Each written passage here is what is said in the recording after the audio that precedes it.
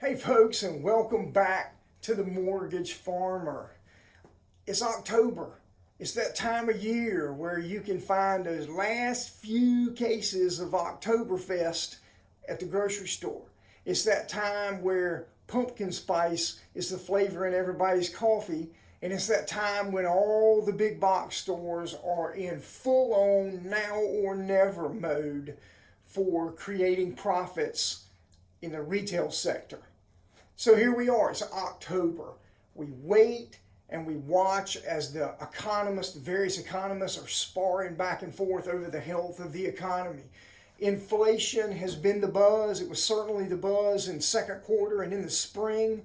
But now the buzz seems to be on jobs, job creation, and unemployment. Those are the words for October as we lead up to the next Fed meeting, which is November the 1st, where we wait with bated breath to see what method of manipulation the Federal Open Market Committee is going to use to force our free economy to act the way they want it to act. My last videos that I've done, we focused on some of the harm that was being done to consumers. First-time buyers no longer able to buy homes at the ages that they had been able to do it before. Young professionals are in shell shock over payments becoming due on student loans that they've had for years, but they've never had to make a payment on them. And credit card rates that have nearly doubled the debt service requirements of those same young adults and older adults for that matter as well. Come along with me as we take a little journey here and we talk about some of the things that are going on in the economy. Come on.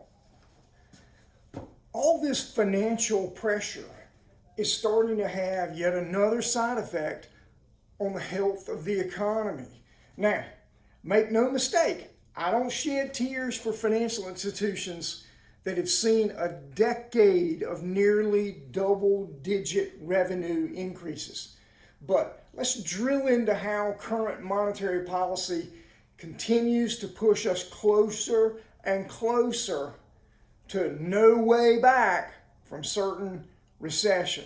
So the four largest banks out there, JP Morgan Chase, Wells, Citibank, Bank of America, they're anticipating announcing write-offs for third quarter 2023 of about $5.2 billion. That is the single largest reduction or write-off since second quarter 2020. I think we remember what happened second quarter of 2020.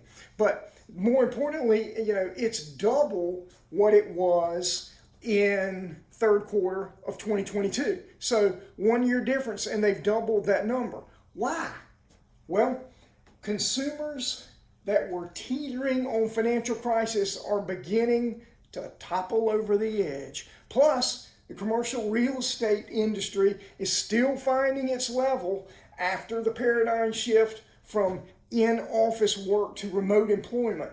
And thousands of companies have begun trimming the presence that they have in the office community. Square footage is way down in commercial real estate. Let's focus on the consumer side for just a moment. So, consumer debt has risen to $17 trillion, highest it's ever been. And it's happening at a time when the rates that they're paying on that $17 trillion, the rates have risen nearly 50% in and of itself. For instance, if you were paying 12%, a 50% increase is another 6%, and now you're paying 18% on that money. If you were paying 20%, 50% more, 10% on top of that, now you're at 30%. Now, there's a lot of states that have usury laws that don't allow that, but the numbers are up there. So we've got highest debt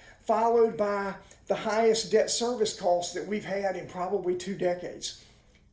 And we have all of this in a demographic of young adults who have, for the first time, begun repayment on their student loan debts. This is not a video talking about whether that should or should not have been the case. It's a topic for another day. I know why they put the forbearance in place back in late 2020. I understand that. This is not about that, but it is about the fact that consumers for the first time are having to factor into their budget that debt service repayment that they haven't had to do in a long, long time. Okay, let's go back to those 4 banks and let's talk about those 4 banks. Hang on, I think I need to sit down for this one. So those 4 banks, that $5.3 billion that we talked about is a drop in the bucket of their total assets. But it's more about the trend. It's about the next thing that I'm going to mention that has us a little concerned when we put them all together. Interest income. So interest income, or more importantly, net interest income. This is the aggregate of interest that's earned by those big banks and interest that is paid out on deposits by those big banks. You see, many of these institutions have billions of loans on their books at all-time low interest rates. Think about the interest rates that we've had since basically second quarter 2020 through about first quarter 2022. And even before that, they were low, but those rates are really low, all-time low.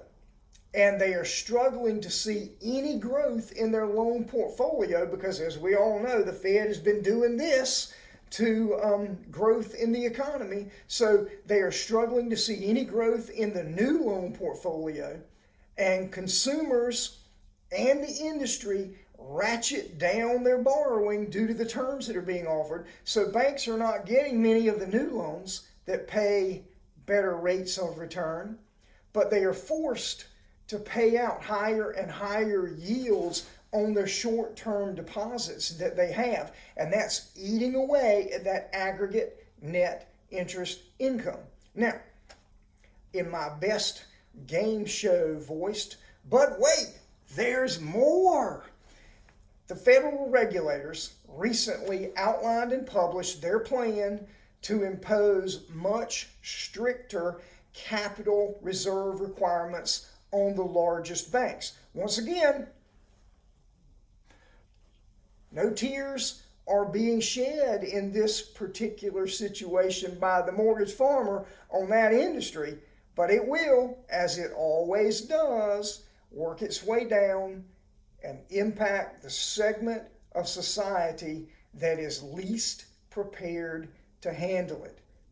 Who do you think that might happen to be? The consumers. Let's talk about the consumers. So, the biggest banks have said that with these increased capital requirements, that it could slow the U.S. economy and that the new rules could wipe away a decade of savings by the big banks. Again, not shedding tears, just sharing facts, or in this case facts. I'm sharing the statements of the CEOs of some of those 4 biggest banks. Well, what does this mean to you? Well, let's put it this way. We have the Federal Open Market Committee hammering short-term lending rates by continually raising the federal funds rate. We have consumers with more consumer debt, $17 trillion than ever before, paying higher rates than we've seen in 15 or 20 years. And now we have the big banks claiming they will have a liquidity issue, meaning they may have to tighten even further their lending. All of this happening mutually exclusive of each other. All of these things happening mutually exclusive of each other, but careening towards the same intersection at a blistering pace. Rubberneckers are going to cause a backup to this disaster that's going to stretch into late 2024, in my opinion. And this soft landing that we were hoping for, well, it's starting to look like Earth from the window of the Apollo 13 lunar module in the movie Apollo 13. Could be a rocky 2024. I don't mean to be an alarmist. I'm sharing information with you. As I've said, in many cases, we deal with something called the law of unintended consequences, and I think we're starting to see a few of these things stack on top of each other that could be the canary in the coal mine, letting us know that we may be in for a rough 2024 from an economic standpoint. The good news in that is that interest rates typically come down when they want to stimulate the economy to begin the growth process all over again. I hope you've enjoyed this video. I hope you'll hit that like button. Please hit that subscribe button. That's how we grow the traffic on this channel. As I've said many times before, don't take me too seriously. I don't take myself that seriously. The information I'm giving you is my opinion. There's some fact in there. We kind of stir it all up and see what soup we get out of it. But I have fun doing it, so don't take me too seriously. Thanks again for coming here, and thanks again for watching The Mortgage Farmer.